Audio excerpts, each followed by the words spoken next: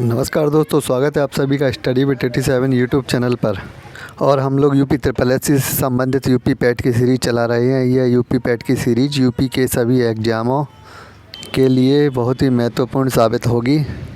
UP PAT की series की इन video में हम इतिहास, भूगोल, राजनीति शास्त्र, हिंदी, विज्ञान, computer, current affair, Uttar Pradesh special सभी से संबंधित प्रश्नों को कवर कर रहे हैं। यूपी SSSC के सभी एग्ज़ामों में इन प्रश्नों के आने की बहुत संभावना होगी।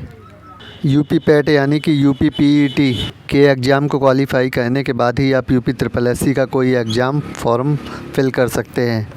इसलिए इस सीरीज़ पर बने रहिए और अपनी तैयारी ज़ोरों से शुरू कर दीजिए। तो चलिए देखते हैं वीडियो में सम्मिलित पहला प्रश्न हमारा आधुनिक भारत इतिहास से संबंधित है।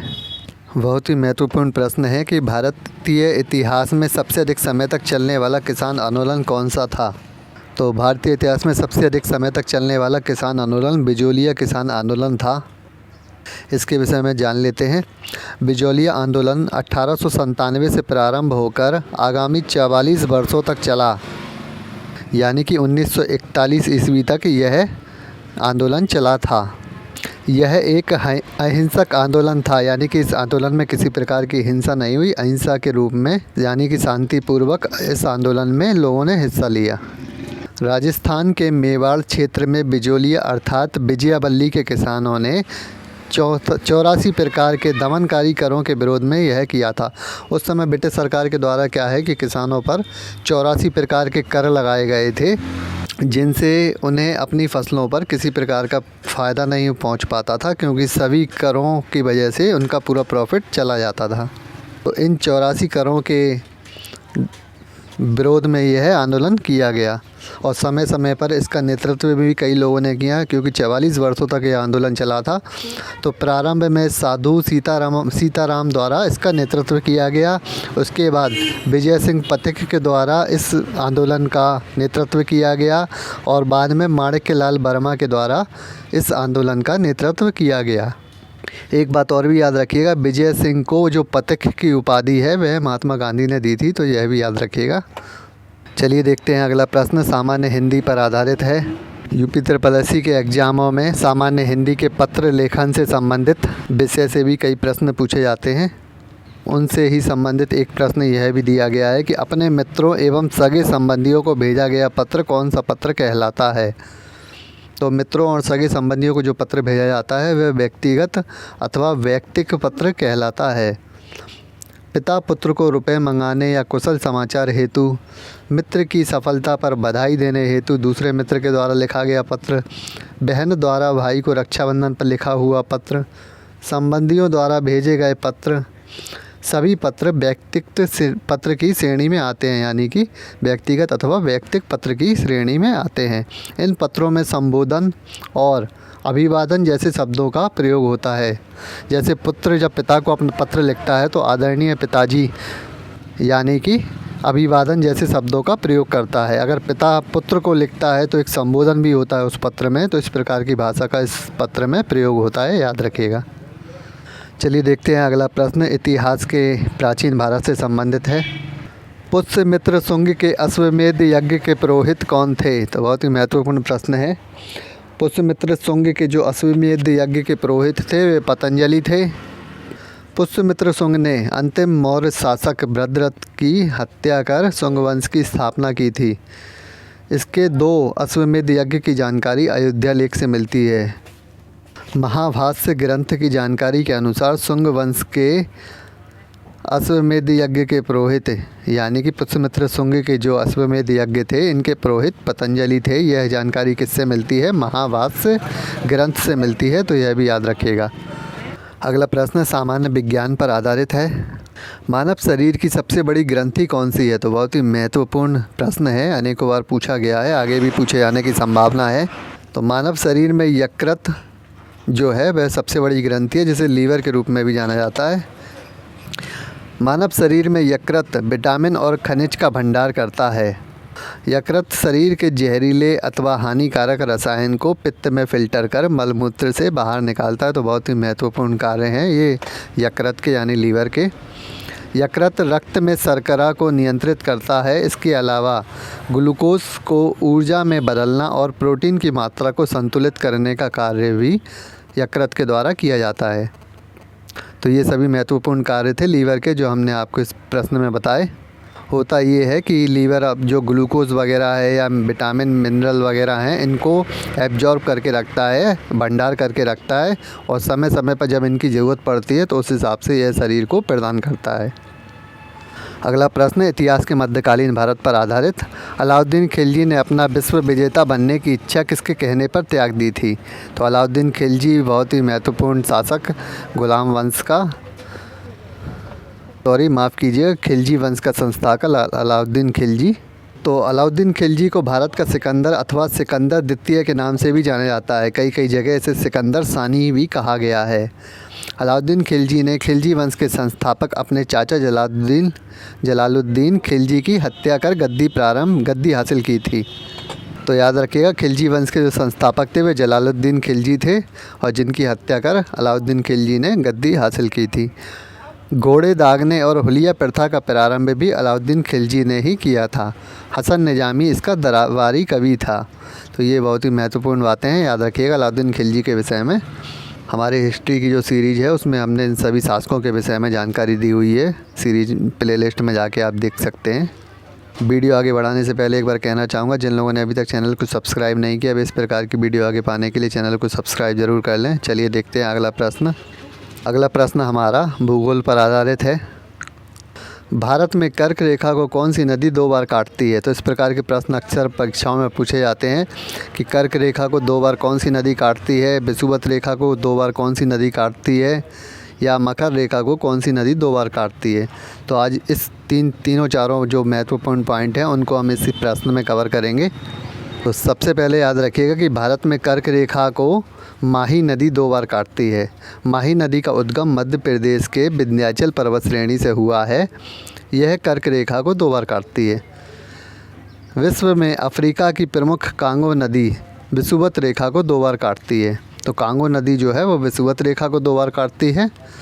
इसे जायरे नदी के नाम से भी जाना जाता है। कई बार ऑप्शन में कांगो नदी नहीं दिया होगा, दूसरा नाम जायरे दिया होगा, तो यह भी याद रखिएगा, दूसरा नाम इसका जायरे है। जायरे और कांगो एक ही नदियां हैं।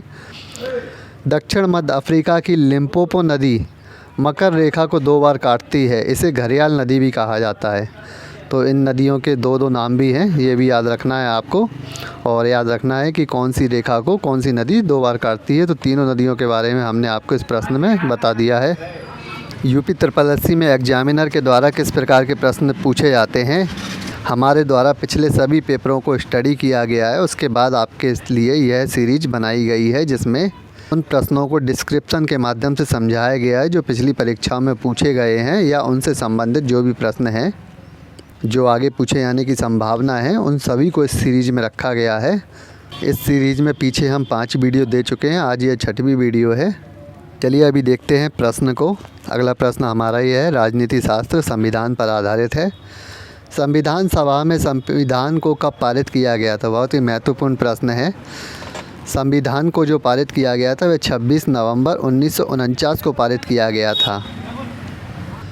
संविधान 26 नवंबर 1949 को पारित हुआ, जबकि 26 जनवरी 1950 को यह लागू हुआ था। तो दोनों बातें अलग अलग हैं, याद रखिएगा। पारित अलग होने वाली बात है और लागू हुआ था 26 जनवरी, जिसके विषय में तो सभी लोग जानते हैं।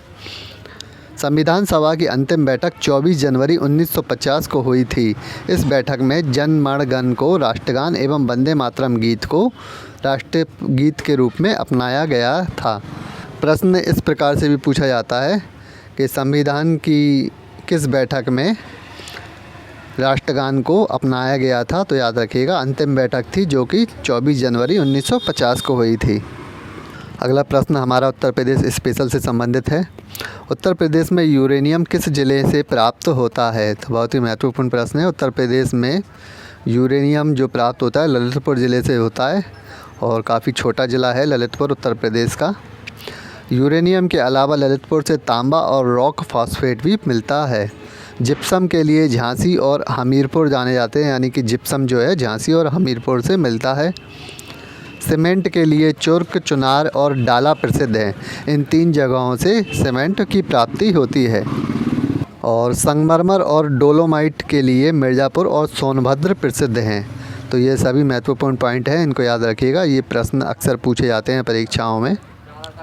अगला प्रश्न बहुत ही महत्वपूर्ण है, अनेकों बार पूछा गया है। यूपीपीसीएस में पहले भी प्रश्न पूछा गया है और अभी आगे भी पूछे जाने की संभावना है इस प्रश्न की, कि भारत में बंगाल का प्रथम गवर्नर जनरल कौन था। देखिए, भारत में 3 प्रकार के गवर्नर जनरल हुए हैं। सबसे पहले बंगाल के गवर्नर जनरल, उसके बाद भारत के गवर्नर जनरल और तीसरे जो गवर्नर जनरल हैं उन्हें वायसराय के रूप में जाना जाता था। तो इन तीनों पदों पर कौन कौन पहला गवर्नर रहा है, ये तीनों प्रश्न में देख लेते हैं। तो याद रखिएगा, सबसे पहले बंगाल का जो प्रथम गवर्नर जनरल है वह वारेन हेस्टिंग था। 1373 में बंगाल का प्रथम गवर्नर जनरल वारेन हेस्टिंग को नियुक्त किया गया। 1833 में भारत का प्रथम governor general Lord William Bentinck को नियुक्त किया गया। पहला जो था वह बंगाल का था, दूसरा यह भारत का गवर्नर जनरल है। और भारत का प्रथम वायसराय 1858 में लॉर्ड कैनिंग को नियुक्त किया गया था, 1857 के क्रांति के ठीक बाद। जबकि भारत में अंतिम ब्रिटिश वायसराय लॉर्ड माउंटबेटन था, यह भी याद रखिएगा। भारत के विभाजन के समय और आज़ादी के समय यही भारत में वायसराय था, लॉर्ड माउंटबेटन। माउंटबेटन योजना के विषय में मैं आपको विस्तार से बताऊंगा, काफ़ी महत्वपूर्ण योजना है। और अगर प्रश्न यह पूछा जाता है कि भारत का यानी कि स्वतंत्र भारत का पहला गवर्नर जनरल कौन था भारतीय, तो जो भारतीय थे वे बी राजगोपालाचारी थे, जिन्हें स्वतंत्र भारत का पहला भारतीय गवर्नर जनरल कहा जाता है। अगला प्रश्न हमारा कंप्यूटर पर आधारित है। WAN का पूर्ण रूप क्या है। तो WAN का जो पूर्ण रूप है वाइड एरिया नेटवर्क है। इसके अलावा आपको एक जानकारी और भी दे देता हूँ कि जो यूपी लेखपाल का एग्ज़ाम आएगा उसके लिए आपको CCC करना अनिवार्य है। CCC जिन्होंने नहीं किया वे फॉर्म भर दें और इसका एग्ज़ाम क्लियर कर लें। इसमें ग्रेड मिलता है, केवल A B C D कोई भी ग्रेड मिलता है, आपका एग्ज़ाम जो है क्वालिफाई माना जाएगा।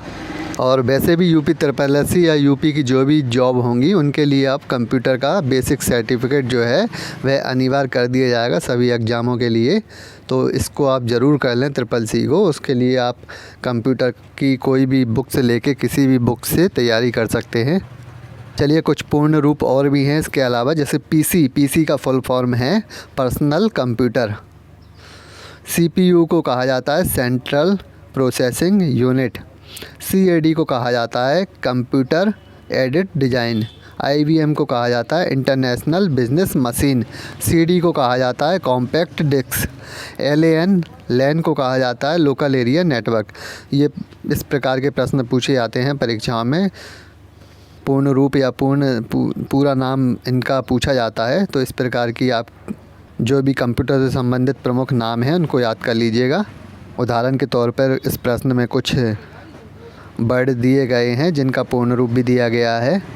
हमारी जब कंप्यूटर की सीरीज चलेगी तो उसमें हम सभी जितने भी नाम हैं शॉर्टकट के जिनका पूरा नाम या पूर्ण रूप पूछा जाता है उसको हम उस वीडियो में कवर करेंगे। तो चलिए, इसी के साथ अभी हम इस वीडियो को समाप्त करते हैं। इस प्रकार की वीडियो आगे पाने के लिए चैनल को सब्सक्राइब ज़रूर कर लें और वीडियो पसंद आती है तो लाइक कमेंट भी ज़रूर करें। धन्यवाद।